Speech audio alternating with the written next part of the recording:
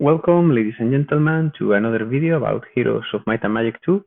In this video, I'm not going to show you gameplay as usual, but what I am going to do is a little study on the way that the magic barriers and the tents work.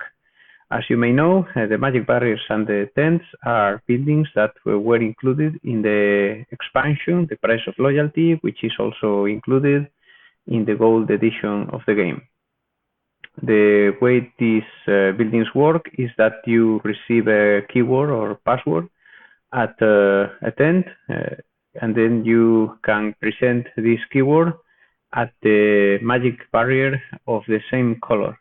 And once you present this password, then the magic barrier disappears and you can cross, but also enemy factions will take advantage of that because the barrier disappears for every player in the game. So what I am going to do first is to enter a new game again and again and write down the password that I am presented every time. So if I can, let's say, guess the passwords that are coming in the next games, then I won't need to visit the tent, and that could give me an advantage on crossing areas that I wasn't supposed to cross beforehand, before visiting the tent. And that way I could save many days in my games, meaning that I could reach world records on the number of days of on a scenario without, like, it's a kind of cheating, but as we will see, this will have some problems. So as I said, what I am going to do is enter in this scenario called Torrent Rift. This is a custom scenario which is not included in the expansion, but is part of a kind of campaign, a sequence of several scenarios, and then it's a continuation of Last Hope, which is unsung, which are scenarios that are included in the game, but then this, let's say, saga of scenarios continued for 7 scenarios in total. Only 2 are included, only the first 2 are included in the game. So this stage, Torrent Rift, starts with a tent, which is very convenient for me because I can just visit the tent and then leave the game. And as you can see, I'm taking note of the keywords, starting by Minotaur, and then Desert Harp Statue, distance, and so on. What is going to happen here is that after some repetitions, then I will find that there is a sequence that starts again and again, and so I could predict the keywords every time.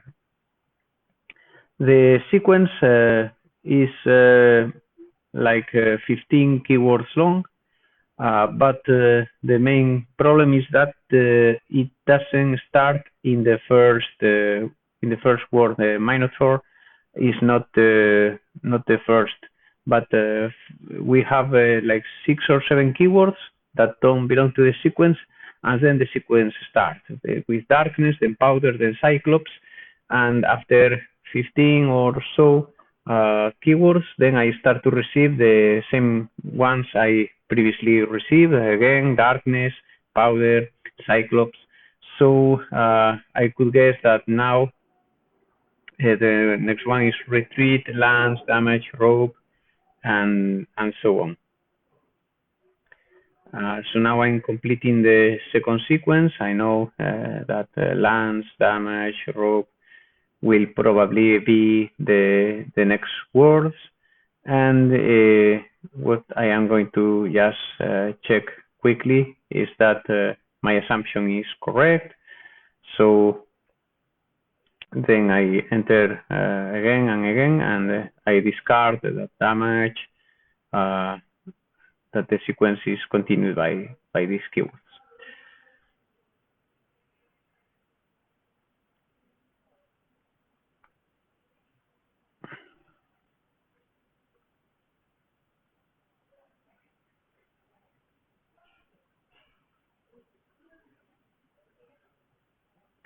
So as you can see, I'm reaching the end of the sequence.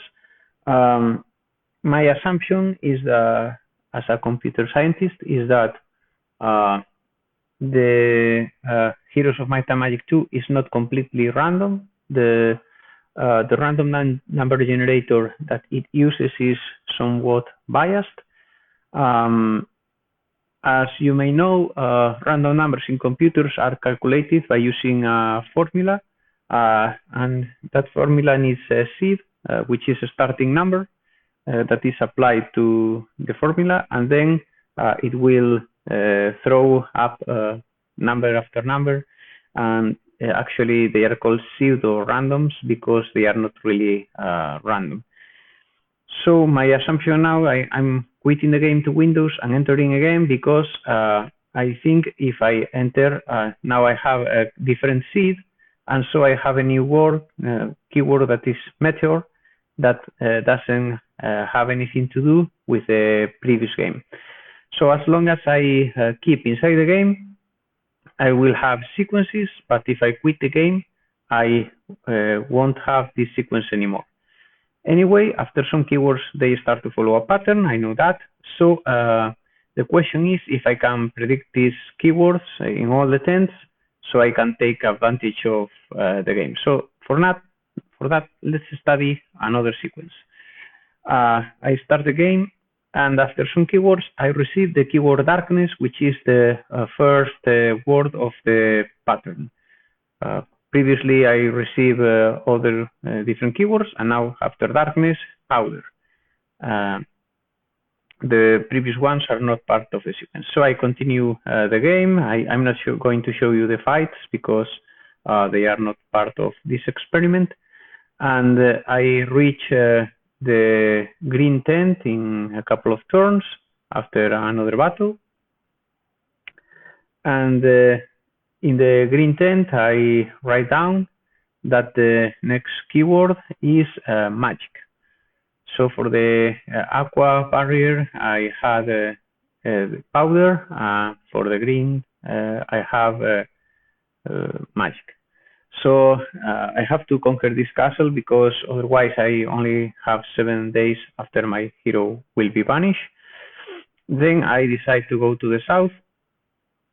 Another reason why I chose this scenario is because many heroes attack you all the time.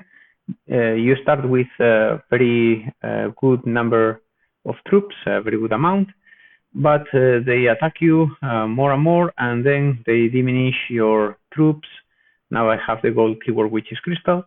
So when you reach your objective, that is conquering one of the castles, Toran Rift, then you don't have enough troops maybe to pass the map. So if I know the barriers, the keywords for the barriers here, the blue keyword is Minutemen. So if I know them in advance, I can go directly to the castle, then the battle will be quick and easy. So now I receive a different word in the next game, that is missile and scabbard. These words are not part of the sequence I had before, so playing the game distorts this sequence, but actually after 5 or 6 keywords, then the sequence comes back. Then I only need to reach the point in which I know the sequence is repeating. In this case, I get some of the distorted keywords, and then when I reach the word darkness, I will be ready to know that the sequence is starting. So probably it will be coming here, darkness, and then the next will be powder. So with all this, now my main question is Since I know this sequence, can I get advantage from it? Because I know they are repeating, so can I use the passwords I know directly without going to the tents? If so, I will be able to beat the game much faster than expected. So I need to restart the sequence, and then again I have to get some keywords before I get darkness again. I'm not going to show the whole process because there are so many keywords left. But once I reach again the word darkness, I know that the next one will be powder. Then I will be playing the game and hope that I get magic in the green tent and so on. So here I am finishing the sequence, and let's start a new iteration when the word darkness appears.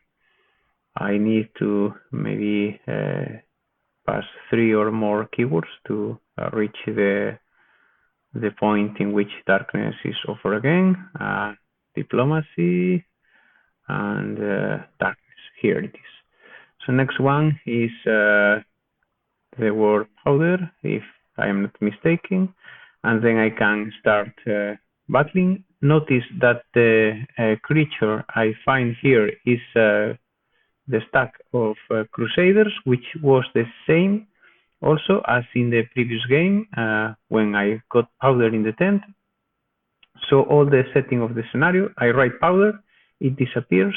Then I know the gold word is crystal, and I wrote it well. I try again crystal for the gold barrier, and it's not working. So I need to check what happened before the wizard attacks me. Then I first need to conquer the castle so I don't get my hero vanish, and the word is crystal. So it seems that if I don't visit the tent, even if I know the keyword, I cannot cross the barrier. So I make the word disappear. Now I know the blue is Minutemen, but it didn't work. I visit the tent, but the word is Minutemen. I write it again, and then the magic gate disappeared. So in one moment I'll reach the green barrier, and the problem is I didn't visit the corresponding tent. I know the word is magic, but the tent is on the other corner of the scenario, so my expectations of cheating are over. So the keywords we are offered at the tents indeed follow a pattern.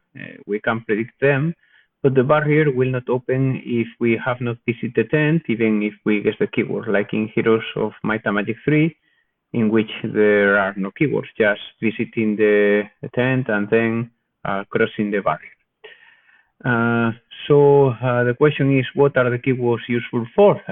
Then the answer is absolutely nothing. Not writing them down just penalizes your lack of attention, but that's all. So as I usually say, please like if you enjoy the video, and hope to see you soon in the next video about Heroes of Might and Magic 2. Goodbye.